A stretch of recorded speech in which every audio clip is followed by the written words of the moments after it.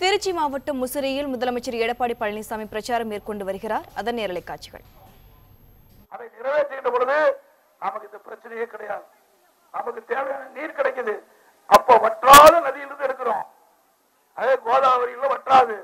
மகாநதியிலிருந்து ஒரு வருஷத்துக்கு 2000 டிஎம் தண்ணி கடல்ல கிடக்குது. வீணா போகின்ற நீரை கோதாவரி மூலமாக தெலுங்கானா, ஆந்திரா மூலமாக தமிழ்நாட்டுக்கு கொண்டு வந்து நம்முடைய விவசாய மக்களுக்கு தங்குதடை இல்லாம நீர் எப்பொழுதும் கிடைக்கும். அந்த பிரச்சனையே கிடையாது. அதுக்காக 60,000 கோடி இன்றைக்கு எஸ்டிமேட் போட்டு அந்த பணி செய்யணும். ஏற்கனவே நான் பிரைம் மினிஸ்டர் கொடுத்து இப்ப ஆய்வில் எடுத்துக்கிட்டாங்க. அதனாலதான் தேர்தல் அறிக்கையில் கூட நதிகள் இணைப்பு திட்டத்தை மத்திய அரசு செய்யும் கொடுத்திருக்கிறாங்க. நதிகள் இணைப்பு திட்டத்தை முன்னுரிமை கொடுக்கப்படும் என்று இன்றைக்கு பாரதிய ஜனதா கட்சியுடைய தேர்தல் அறிக்கையிலே குறிப்பிடப்பட்டிருக்கிறது. நம்முடைய தேர்தல் அறிக்கையிலேயோ இதுதான் நமக்கு வேண்டியது நீர். ஒரு மனிதனுக்கு உயிர் எப்படியோ விவசாயிக்கு உயிரா இருப்பது நீர். ஆகவே அந்த தண்ணீரை பெற்று தருவதுதான் என்னுடைய முதல் கடமை. என்னுடைய ஆட்சியுடைய முதல் கோரிக்கை அதுதான். அதே போல இன்றைக்கு விவசாயிகள் இருந்த பகுதியில் இருக்கிறதுனால ஏரிகள், குளங்கள் கிடைக்கின்ற நீரை சேமித்து வைக்கணும். அதுக்காக குடிமராமத்து திட்டத்தை கொண்டாந்து அந்த குடிமராமத்து திட்டத்துல இதெல்லாம் பாத்தீங்கன்னா நம்முடைய தண்ணி வருகின்ற பொழுது ஆற்றிலிருந்து அந்த தண்ணி வந்தாலும் சரி, மழை பெய்கின்ற போதும் சரி, அந்த நீரை வீணாகவே தேக்கி விட்டு இன்னைக்கு அந்த வண்டல் மண் ஆழப்படுத்தப்படுகிறது. வண்டல் மண் எடுப்பதற்காக அந்த ஏரியை ஆழப்படுத்தணும், தூர்வாரணும். தூர்வாரி விவசாயிகள் அந்த மண்ணை விலையில்லாம இலவசமா எடுத்துட்டு போய் அவருடைய நிலத்துக்கு இயற்கை உரமா பயன்படுத்துறாங்க. ஆக இந்த திட்டத்தை நாங்க தான் கொண்டு வந்து இது வரைக்கும் 3000 ஏரி இன்றைக்கு தூர்வாரப்பட்டிருக்கிறது. 3000 ஏரி தூர்வாரப்பட்டிருக்குது. எஞ்சிய ஏரிகள் அனைத்தும் அம்மாவுடைய அரசு தூர்வாரி மக்களுக்கு ஒரு சொட்டு நீர் கூட வீணாம முழுசா தேக்கி வச்சு உங்களுக்கு கொடுப்போம். மாற்று கருத்தே கிடையாது. வருஷம் 1000-2000 ஏரி எடுத்து தூர்வாரி எல்லா ஏரியும் ஆழப்படுத்துகின்ற பொழுது பெய்கின்ற மழைநீர் முழுவதும் சேமித்து வைக்கப்படும். அதே போல தடுப்பணை நம்முடைய காவிரி ஆத்துல எத்தனை தடுப்பணை வேணுமோ அத்தனை கட்ட ஆரம்பிக்கிறோம். இப்ப 3 தடுப்பணை கட்டுறதுக்கு ஆரம்பிச்சாச்சு. ஆக தடுப்பணை கட்டுகின்ற பொழுது நம்ம உபரியா வர்ற காலத்துல தண்ணி தேக்கி அந்த தண்ணி தேக்கிறதுனால நிலத்தடி நீர் உயர்ந்து விவசாயத்துக்கு தேவையான நீர் கிடைக்கும். இதெல்லாம் அம்மாவுடைய அரசுடைய முக்கிய திட்டம். நான் ஒரு விவசாயம் இருக்கிறதுனால முழுக்க என்னுடைய எண்ணமெல்லாம் இதுதான். தண்ணி கொடுக்கணும், விவசாயிகள் பஞ்சமில்லாத வேளாண் பணி செய்யணும். அதற்காக இன்னைக்கு அம்மாவுடைய அரசு 1000 கோடி ஒதுக்கி பணி துவக்கியாச்சு.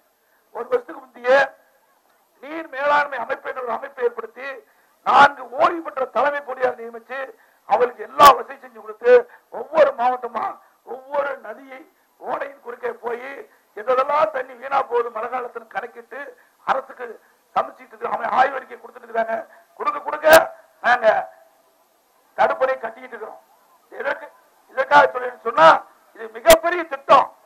இந்த திட்டத்தை நிறைவேறுகின்ற பொழுது தடுப்பணை திட்டம் மிகப்பெரிய திட்டம். இதுக்கு முந்தி திமுக செஞ்சாங்களா? இதுக்கு இவ்வளவுதான். நாங்க 1000 கோடி முதல் கட்டமா ஒதுக்கிறோம். இந்த ஆய்வறிக்கை கிடைச்ச பிறகு தமிழ் இங்க மட்டும் இல்ல, முசிறி தொகுதி மட்டும் இல்ல, திருச்சி மாவட்டம் மட்டும் இல்ல, பெரம்பலூர் மாவட்டம் மட்டும் இல்ல, தமிழ்நாட்டில் எத்தனை தடுப்பணை கட்டணுமோ அத்தனையும் கட்டணும். அதை பத்தி கவலையே கிடையாது. விவசாயிகளுக்கு முன்னுரிமை. அது ஒரு சொட்டு நீர் கூட வீணா போகக்கூடாது. அதுதான் என்னுடைய நோக்கம். அந்த நோக்கத்தின் அடிப்படையில் இன்றைக்கு தடுப்பணை கட்டுவதற்காக 1000 கோடி ஒதுக்கி அந்த பணி துவக்கியாச்சு. காவிரி ஆத்திலையும் 3 இடத்துல சர்வே பண்ணிட்டு இருக்கிறோம். அந்த சர்வே நடந்துகிட்டு இருக்குது. ஆகவே இன்றைக்கு அம்மாவுடைய அரசை பொறுத்த வரைக்கும், எங்களுடைய அரசை பொறுத்த வரைக்கும் விவசாயிகளுக்கு முன்னுரிமை. ஏன்னா வேளாண் பணி சிறக்க வேண்டும். அது மட்டுமல்ல, நம்முடைய வேளாண் பெருமக்கள் உற்பத்தி செய்யப்படுகின்ற காய்கறிகள், பழங்கள், இங்க வாழை அதிகமா இருக்குது. நிறைய வாழை பயிரிட்டுறாங்க. அதே போல காய்கறிகள் பயிரிடுறாங்க. இந்த காய்கறிகள், பழங்களை நல்ல விலை கிடைக்க வேணும். அதுக்காக சென்னைக்கு பக்கத்துல 2000 கோடி ரூபாய் மதிப்பீட்டுல மிகப்பெரிய உணவு பூங்கா அமைக்கிறோம். தனியா இருக்கல உணவு பூங்கா புரிஞ்சோர் 30 போட்டாங்க.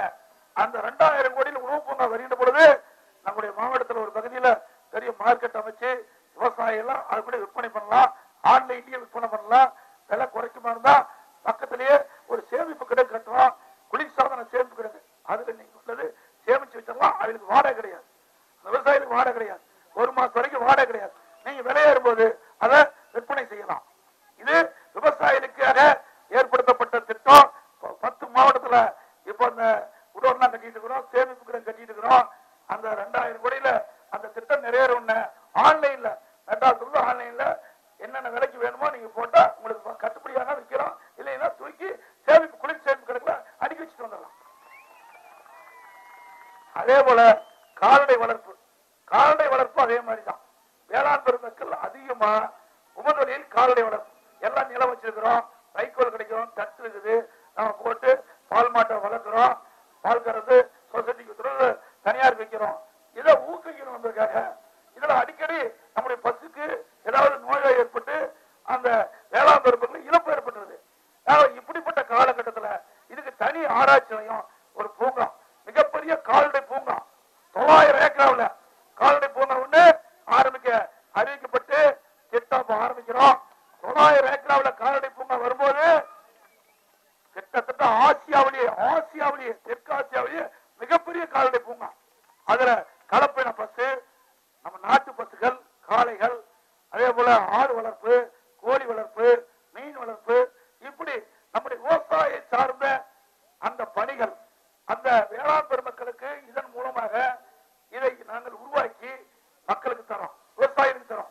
கலப்பின பசு தரோம், நாட்டு பசு, உயர்ந்த ஜாதி நாட்டு பசு ஆராய்ச்சி நிலையத்திலிருந்து கொடுக்கும்போது நோய் தடுப்பிலிருந்து அதை பாதுகாக்கப்படும். நோய் எதிர்ப்பு சக்தி உள்ள பசுகளை கொடுக்கும்போது விவசாயிகள் எந்த அளவுக்கு பாதிக்கப்பட மாட்டாங்க. அதிக பால் கொடுக்கிற கறவை மட்டும் நாங்கள் கொடுக்குறோம்.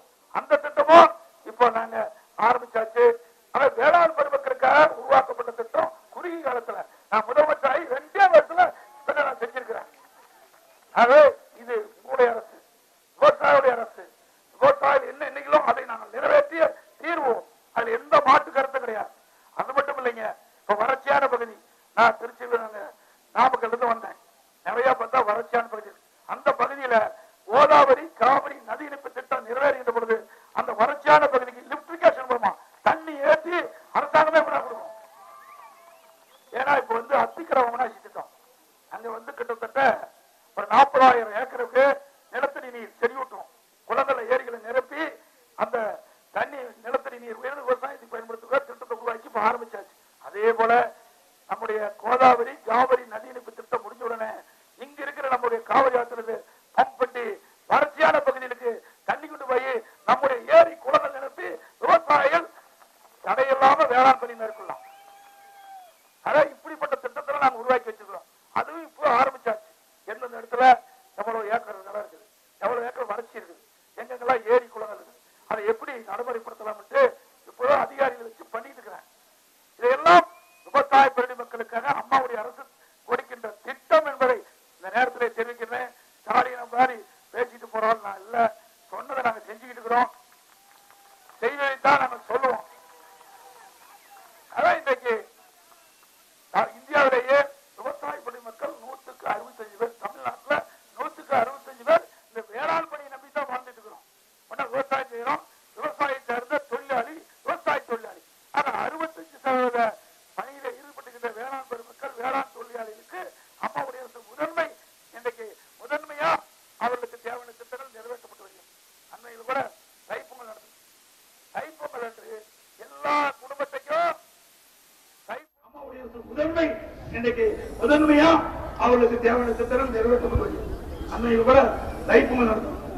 தைப்பொங்கல் என்று எல்லா குடும்பத்தையும் தைப்பொங்கல் பரிசு 1000 ரூபாய்